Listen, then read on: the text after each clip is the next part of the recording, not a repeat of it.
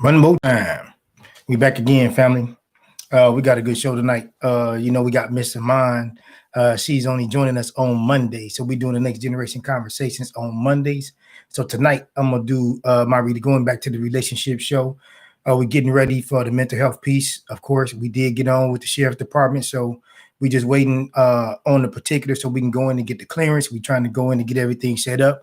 Want to see what their criteria is, how they want to do it, what's going to be best, what's the best flow for them, how we can connect to the people, to the brothers that's going that we'll be talking to.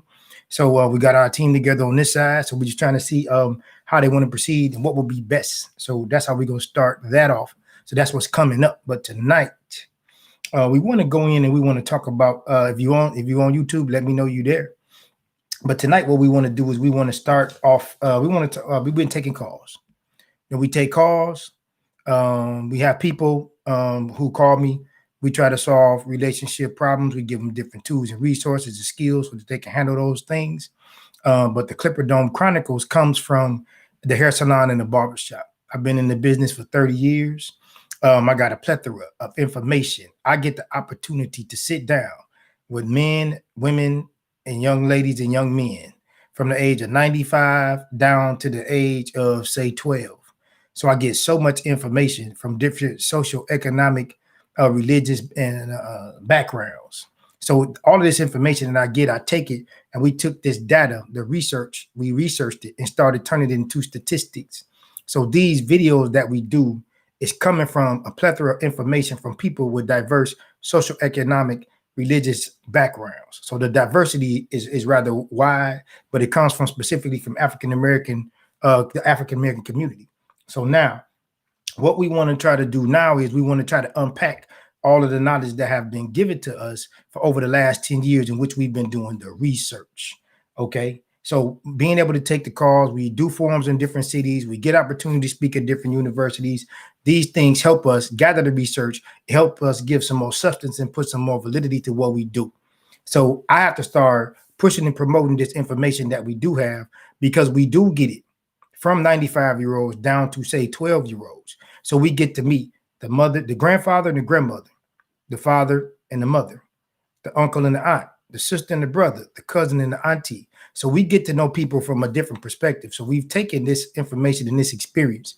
So now we're trying to merge this into that mental illness panel, into psychiatrists, psychologists, life coaches, different people who can unpack these things from a more educated standpoint and not just experience, because the knowledge needs to merge with the experience so that we can get a better outcome, give some tools and some resources to some people so we can try to see if we can help them. And this is not the end all be all cure all. This is just some tools that we can use. And we want you to give us a call, let us know, get in contact with us. You can go to the website, Clipper Dome Chronicles, and you can leave your information and you can help us grow this. And we would love to hear from you. So taking the calls, helping people, you have to be careful because what we do is very, it's like surgery. It's very intense, and then it's very, very personal. And after those things happen, it's just like a lot of trust has to be put in you for somebody to call you up with a personal, intricate, very deep rooted problems. So we can't discuss those things on the air. So you can help a plethora of people and you can touch a lot of individuals. You can help a lot of relationships, put a lot of people together, and nobody knows that you're doing it. It's like an invisible man or an invisible woman. Nobody see it happening, but they know something's going on. So if you ever saw the movie, when you see the invisible man or the invisible woman, you just see things moving and you don't know who's doing it and you don't know how it happens. So that's kind of like what it feels like when you do this work. So we got, after we give them the solutions and we give them the tools to fix some of the problems, we told you how all this stuff started. We're going to start off with some of my videos. Now, this is where the research comes into play. I number my videos for a reason, and I did it on purpose. So we want to start with, what is a man? When we say what is a man and what is a woman, a lot of people say, well, this man did this, or the woman said, the woman will say, this man did this to me. The man will say, this woman did that to me. Now, this is predicated off the fact that you're assuming that you know what a man and a woman is. It's assuming that you know what their core nature is. It's assuming that you know how he or she operates. So that video number 2, if you go to the Clipperdome Chronicles page, it'll tell you what we mean when we say man and a woman. These are titles. These are not ages. These are mentalities, and they are titles. So when you go to the Clipperdome Chronicles page, you look at that video number 2. That one has come from the research so that we could break down what a man and a woman is. Most of the time in our relationships, if a man or if a young man or a young lady is still in their early 20s and they started dating at 16, they have not dated a man or a woman. Those are still young people. When you go and get the definition of what a man and a woman is, you can't date a man at 16. You can't date a man at 18. You will be very, very lucky if you get to date a man at 21. Same thing for the brothers. You can't date a woman at 16. You didn't date a woman at 18. A lot of our trauma, a lot of the things that happen to us, a lot of our baggage comes from our youth. Most of the time when we get in our 40s and 50s, we started talking about the disgruntled, dysfunctional relationships we had in our past, but that comes from our youth. Those young people are in training. We got to stop trying to put so much emphasis on young people and trying to get them in healthy relationships when they're just in training. When I say in training, they are not ready to become themselves yet. They're still growing and elevating within themselves. So they can't get with you and form this bond at 18 with two 18-year-old people who are trying to learn themselves and they're in training. So that is what that man and the woman video is about. So that's video number 2. So now video number 4 is perception versus reality. A perception versus reality is what you think you see. A perception could feel and look very real. It could be a mirage, and the reality that's actually there could look totally different. So when we look back on some of our past relationships, we him or her, we got with them, we was infatuated, they smell good, they look good. We wanted to, we had the little funny feeling, the butterflies all in your stomach. But after a while, we found out this wasn't the person that was best for us. That was the perception, but the reality is they showed you who they really were. Video number 5, this one is for the ladies. This one is called the triple sixes. A lot of my sisters, when we say the triple sixes at the Clipperdome Chronicles, it's that's 6 feet over 6 feet tall or over. That's a 6-figure income and a 6-pack. So that means he looks good. That means he has his money and he has everything in order. Now that triple six could be your devil. So the sisters have to watch out for that triple six. That's called the ideal man. That's video number 5. So video number 7 is power versus possessions. Power versus possessions is where I explain to the sisters that the woman has the power. Everything that a man does, he does it for his woman and his family. That's a period. If you have a male in your life, or a brother in your life, or a dude in your life, or a thug in your life, that does not constitute a man because he's over 6 feet tall and over 18 years old. That is not a man. You have to go back to video number 2, and that would explain to you what a man is. So when we say power versus possessions, my grandmother had power. My grandmother wasn't rich. My grandmother didn't have a lot of material items, but my grandmother had power. A lot of young ladies today, they'll say they don't want to be like the sisters from the past, but those sisters were married and those sisters had men. So now we have to see if we were put here to be social creatures and you're not even performing the day-to-day operations for the reason that you were created. We have to go back and take a look into that. So we want to unpack it and see if we can put some tools and resources behind that power versus possessions, because the man gives the woman his power and the woman reciprocates that and gives him her power. So that if that means submission by one side or both, or if that means them governing together, them having authority over one another, that's the power versus possessions. Power versus possessions is video number 6. Video number 7, power versus possessions is video number 7. Video number 6 is the 24-hour life cycle. The 24-hour life cycle, this is where we get into our careers, where we get into our education, where we spend that 24-hour life cycle, where if we go into school full time, or if we get into our career full time, and we don't get the necessary skills and tools to navigate through these relationships. Because we social creatures, we have to be very careful about putting superficial things in front of the substance, because we're here to interact with each other. We're here to build at communities. We're not here to be engineers. We're not here to be nurses. We're not here to be millionaires. This is not why we were created. And all these things are good, and all these things are necessary, but that is not why we're here. Because before we got off into the money, before we got off into the professions, we had families, we had communities, we had people forming bonds, we had societies, and we were socializing.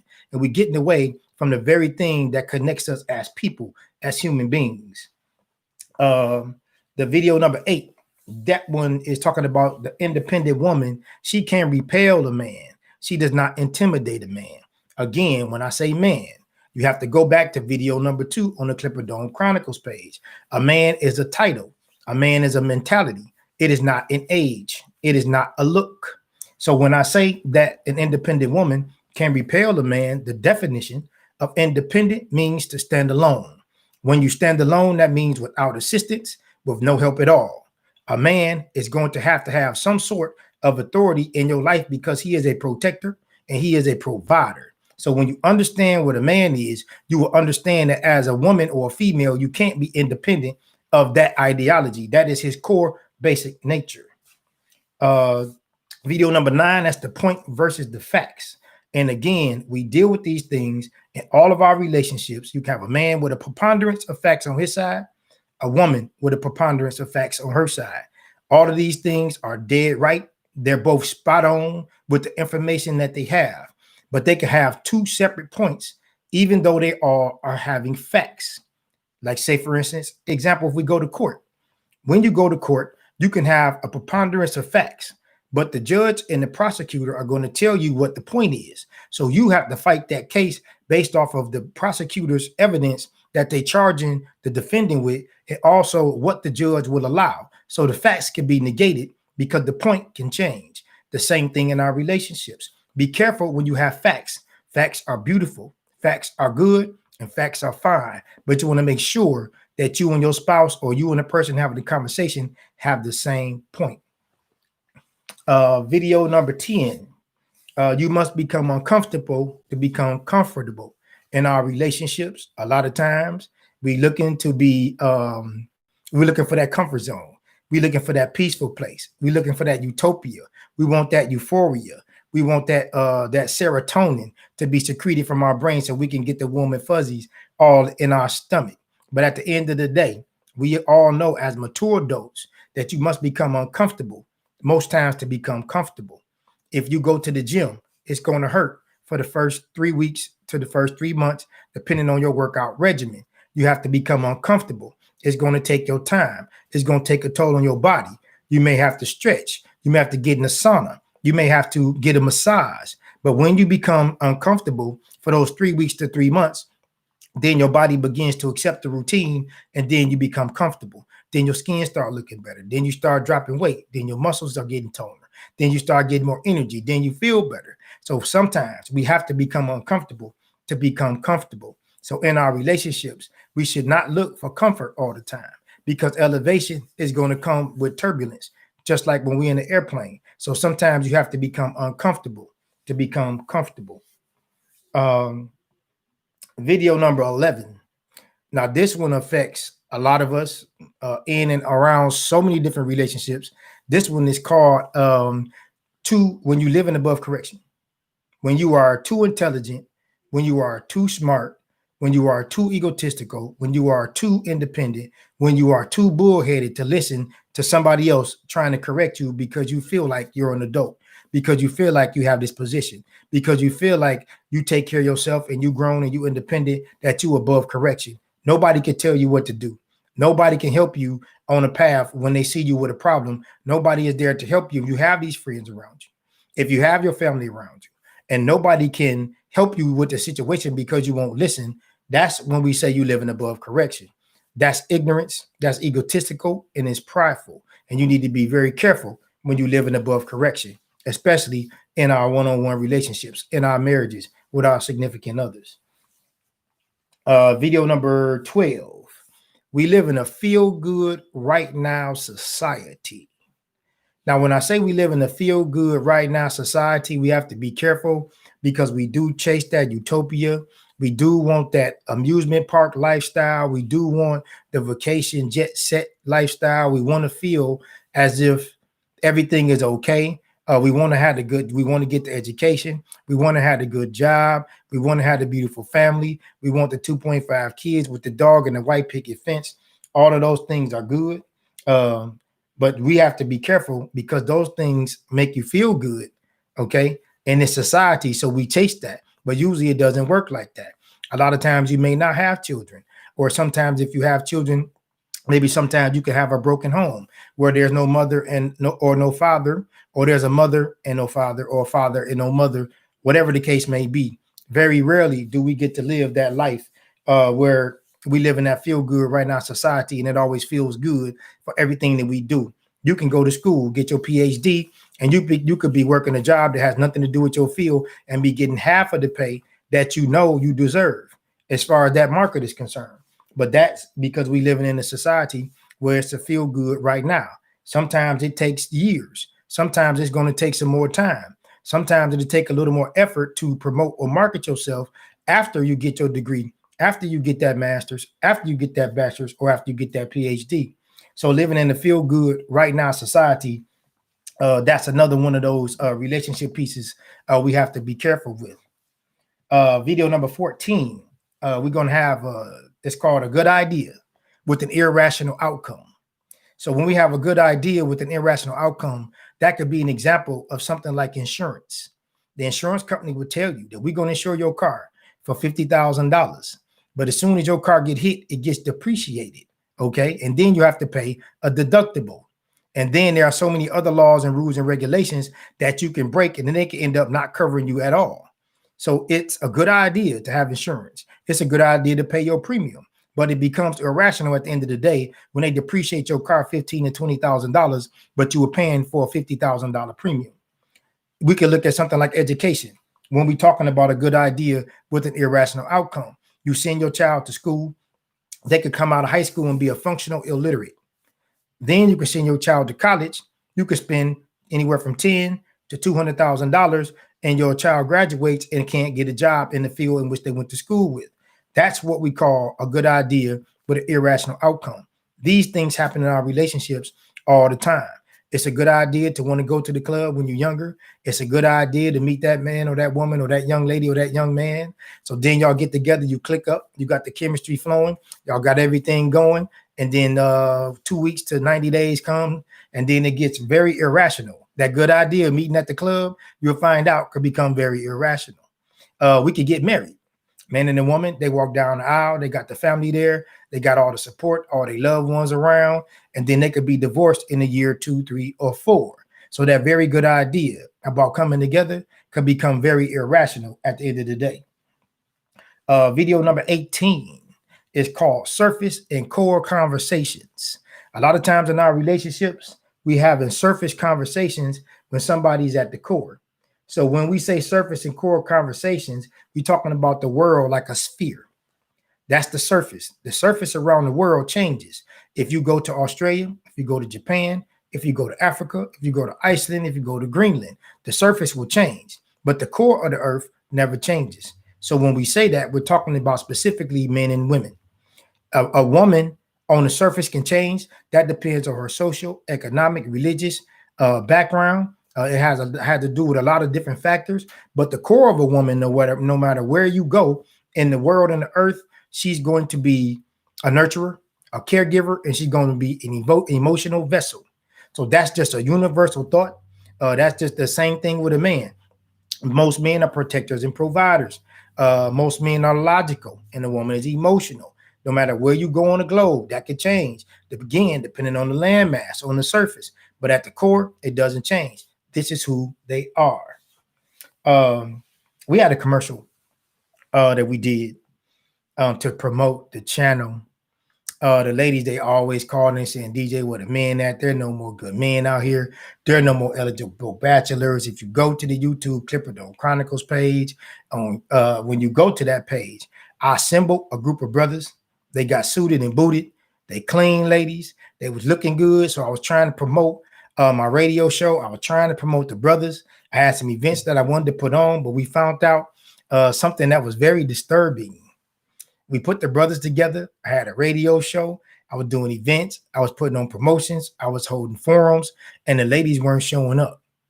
So when they say there are no eligible bachelors, we were kind of confused when we were doing these events and trying to put everything together. We're doing these videos and we're doing a radio show, and we had the events, and then the ladies are not showing up. So we started a meetup group online. We had the YouTube Clipperdome Chronicles page. We had Facebook. We had Instagram. We had the radio show, and we did the events. So we were going around to different places in Nashville trying to promote it, and we're still having a hard time getting that word out there. So we have about 118 videos. This is number 118. So what we do again is we take this research, we turn it into data, and we turn the data into statistics, because we've gotten with the life coaches, we've gotten with the counselors, we've gotten with the psychiatrists and the psychologists. We're trying to put this together so we can bring this to you. We're trying to grow this channel. We're trying to put this work together. We just want y'all to reach out, and if y'all can help us grow this, you got any ideas, we appreciate it. So we want y'all to stay tuned. And we got the sheriff coming up, so we'll be going into the county, talking to some of the brothers, giving them entrepreneurial skills, letting them unpack, having these conversations. We're going to talk about mental health. We're going to talk about some trauma and some triggers. And we, in our community, because we always think that therapy is a negative. This is therapy right here. Therapy is when you're sitting down breaking bread with your friends and family. Therapy is when you're just sitting down with your husband or wife or your spouse. Therapy is anywhere that you could take. Hey, what's going on, CL? Therapy is anywhere that you can sit down and unpack your problems and try to come up with some solutions. Therapy is anything that help you ease your mind to decompress. Therapy is anything that can ease your anxiety and your depression. Therapy doesn't have to be sitting down with a professional, having a conversation that will make you uncomfortable.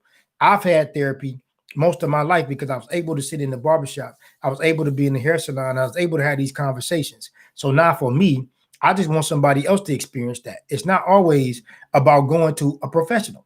Therapy could just sit down, get an agenda, help find out what's wrong with you, get some people close to you that you care about, that you can trust. You sit down and you go through your problems and you start there.